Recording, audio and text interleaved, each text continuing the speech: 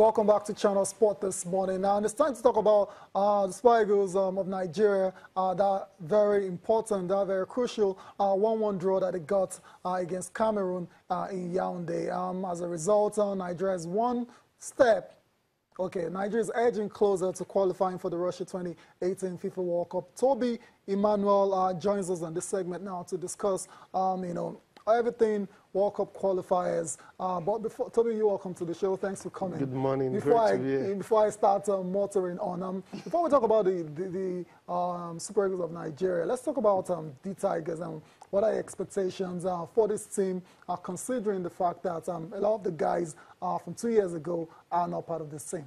Yeah, but a few weeks back, during the problem between the Kida group and the Pt.1 group, I wrote a story. I spoke with a couple of players in that team, and I wrote this story. It was our lead story in our Sports Page New Telegraph.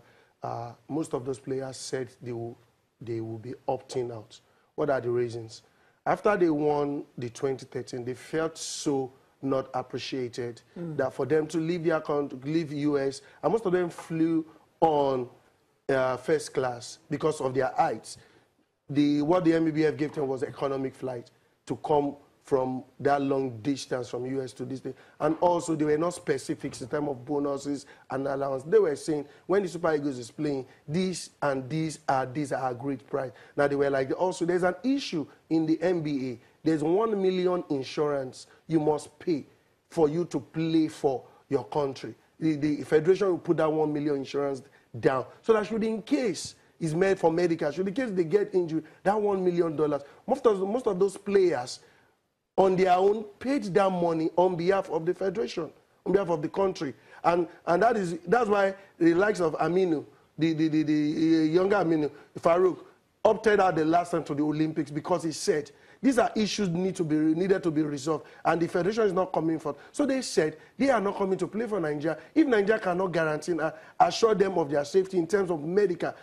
Because they've seen it in football, when you get injured, the players are just left on their own. So in terms of, and they felt also insulted after winning the Afro basketball that we've not won for a very long time. But that was the first time we were actually winning it. Now, when the federal government was to reward them, they were just giving a 600,000 naira, even though they were playing, and they also felt insulted that some people, rather than even appreciating them, some of them were calling them, like the issue I raised last week, you were saying they were half Nigerian, half this thing. So they said it's not their fault, they were being born abroad, but they bear Ike Diogu, they bear Aminu Farouk, they bear name Ezieli. It's not non-Nigerian names. So they felt so, most of them felt so embarrassed that after winning for the country, and they felt not be appreciated. And that's why they said, okay, if they want to play this time around, the MBBF should come and say this is this, this is this, and this is this. Unfortunately, it was the process we had, two factions and everything. So they never wanted to even get involved in the politics. So it's not a function of this board. It has been down, the issue has been done, and the MBBF were not able to resolve that issue. And that's why only Ike Diogu come. For this team, let's look at the chances. Most of them might just also have the optimism of wanting to play to win and everything. But whether we like it or not, Afro basketball male in Africa is a very difficult terrain, and it's going to be very difficult for them to go far. Okay, hopefully we should be optimistic that they can go far. Now let's talk Super Eagles, right?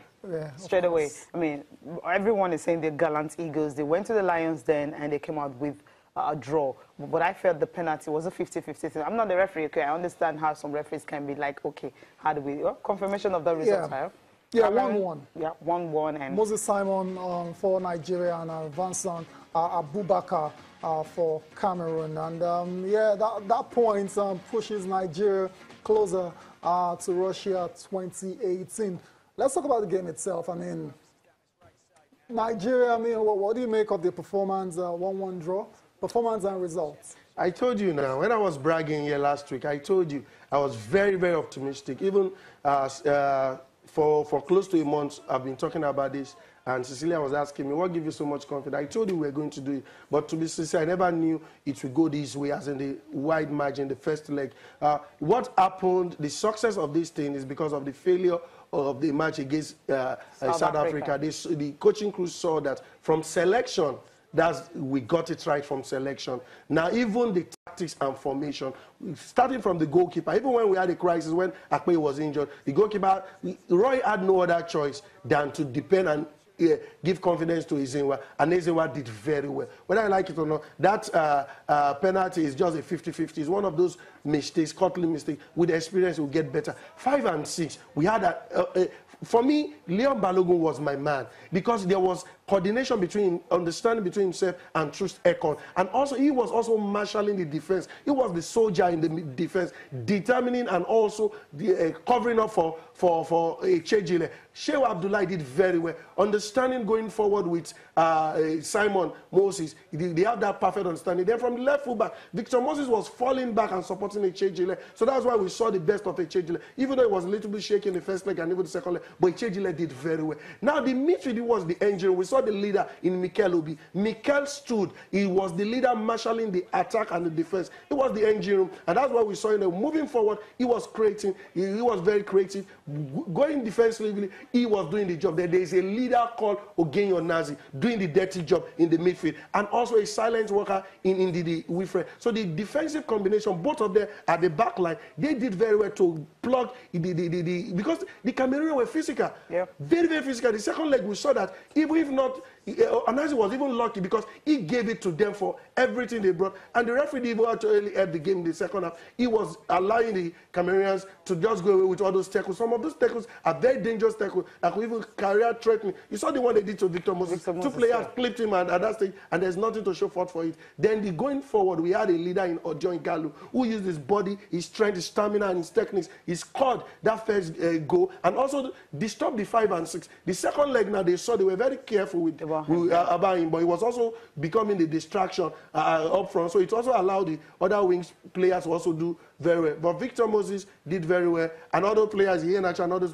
So it was an understanding technically, tactically, and also we, the fans, also we are also patient because we understood that playing against African champion, it was going to be a very difficult match. They went, they saw, and they conquered. I'm very proud of them, and I'm very proud today